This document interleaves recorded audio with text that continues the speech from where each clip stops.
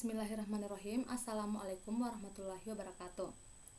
Perkenalkan, nama saya Nelly Ramadhani, Tambuk Ki1A118182, kelas T, jurusan Ilmu dan Teknologi Pangan, Fakultas Pertanian, Universitas Haluoleo. Tujuan saya membuat video presentasi ini yaitu guna memenuhi tugas aplikasi bioteknologi pangan. Sebelum memasuki materinya, pasti kita pernah berpikir, apa sih pentingnya mempelajari aplikasi bioteknologi pangan? Pentingnya mempelajari aplikasi bioteknologi pangan ini sangat penting, khususnya untuk jurusan Ilmu dan Teknologi Pangan. Di sini kita dapat mempelajari suatu proses pemanfaatan organisme atau enzim untuk menghasilkan suatu produk, baik secara konvensional maupun modern. Kita juga dapat memahami tentang rekayasa genetika untuk menghasilkan strain yang baru dan bermanfaat bagi kepentingan manusia. Kita juga dapat memahami aplikasi dari teknologi rekombinasi DNA serta melakukan analisis tentang keberadaan produk-produk tersebut. Baik, langsung saja pada materi pertama, yaitu tentang bioteknologi enzim. Enzim merupakan suatu protein yang berperan sebagai katalis dalam reaksi yang terjadi dalam makhluk hidup, atau sebagai biokatalisator yang mampu mengubah laju reaksi tanpa harus dipergunakan oleh reaksi tersebut. Sifat enzim. Enzim memiliki sifat sebagai biokatalisator yang dapat mempercepat laju reaksi tanpa ikut bereaksi, bersifat termolabil, bekerja di dalam dan di luar sel. Umumnya enzim mengkatalis reaksi satu arah. Umumnya enzim tidak dapat bekerja tanpa adanya komponen non-protein lainnya yang disebut kofaktor. Klasifikasi enzim. Terdapat 6 golongan klasifikasi enzim yang didasarkan atas reaksi kimia di mana enzim memegang peranan. 1.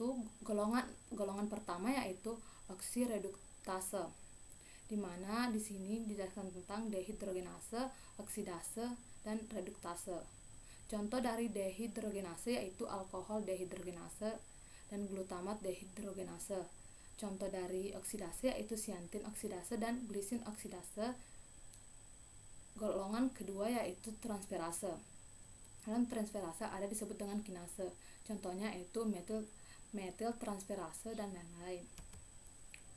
3. Golongan ketiga yaitu hidrolase. Di dalam hidrolase ada disebut dengan proteinase, ribuknulease, deoksiribuknulease, dan lipase. Golongan keempat yaitu liase dengan contoh piruvat dekarboksilase, aldolase, dan fumarat hidratase. Golongan kelima yaitu isomerase, contohnya ribolusofosfat epimerase dan glukosfosfat isomerase. Golongan keenam yaitu ligase, contohnya glutamin sintetase dan karboksilase. Kofaktor dibagi menjadi 3 kelompok yaitu gugus protestik, koenzim, dan aktivator. Mekanisme kerja enzim ada 5. 1. Menurunkan rentangan energi. 2. Kompleks enzim substrat. 3. Pengaruh konsentrasi substrat. 4. Pengaruh suhu. Dan 5. Pengaruh pH. Pemanfaatan enzim di bidang industri pangan. Enzim dimanfaatkan untuk menghasilkan produk bioteknologi dalam bidang industri pangan, diantaranya pembuatan gula cair dari bahan berpati seperti singkong, sagu, jagung, ubi jalar, atau jenis ubi-ubian lainnya. Beberapa enzim yang berperan dalam bidang industri pangan diantaranya enzim silanase, pektinase, lipase, selulase, pitase, glukosa, oksidase, dan enzim peptide. Materi kedua yaitu tentang teknologi fermentasi. Teknologi fermentasi merupakan teknologi untuk menumbuhkan sel dalam skala besar dengan efisiensi yang tinggi, termasuk juga proses-proses mendapatkan produknya. Produk fermentasi komersial. 1. Fermentasi dengan produk biomasa sel mikroba. 2.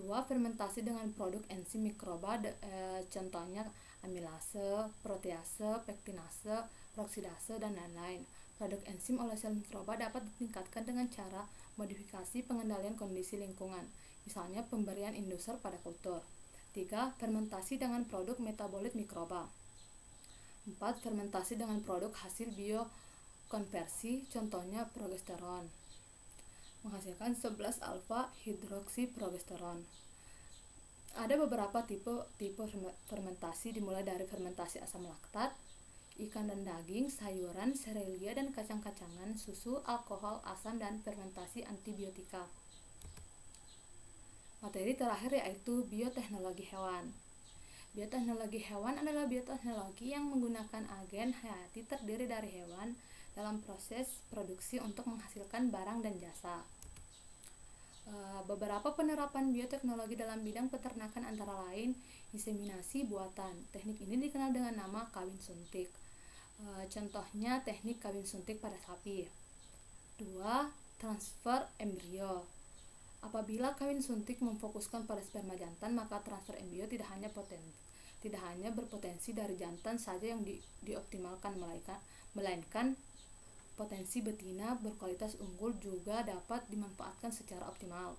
Contoh pada teknik transfer embrio ini yaitu betina unggul tidak perlu bunting, tetapi hanya berfungsi menghasilkan embrio yang untuk selanjutnya bisa ditransfer pada induk titipan dengan kualitas yang tidak perlu bagus tetapi memiliki kemampuan untuk bunting. Yang kedua, transplantasi nukleus atau cloning. Teknologi ini lebih dikenal dengan teknologi yang digunakan untuk menghasilkan individu atau duplikasi. Contohnya cloning pada hewan. Cloning hewan adalah proses di mana seluruh organisme diproduksi dari sel yang diambil dari organisme induk sehingga menghasilkan keturunan yang secara genetik identik. 3. Rekayasa genetik. Contohnya domba transgenik yang menghasilkan susu untuk menolong penderita hemofilia dengan cara penyuntingan fragmen DNA secara mikro ke dalam sel telur yang telah mengalami pembuahan. Demikian video presentasi dari saya, lebih dan kurangnya mohon dimaafkan. Wassalamualaikum warahmatullahi wabarakatuh.